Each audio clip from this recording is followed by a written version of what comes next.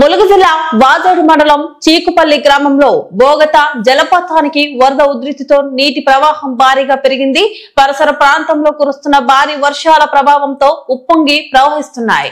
దీంతో జల ప్రాంతం వద్ద సందర్శకుల రాకను అధికారులు తాత్కాలికంగా నిషేధించారు. వర్షాల దాటికి జల ప్రాంతాల వద్ద నీటి ప్రవాహం అత్యంత వేగంగా సాగుతుంది.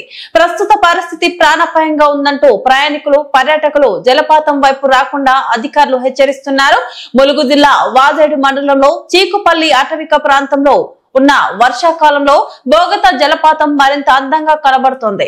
ఉప్పొంగుతున్న బోగత జలపాతం పాలు నీరులాగా అలా జారుతూ వారుతుంది.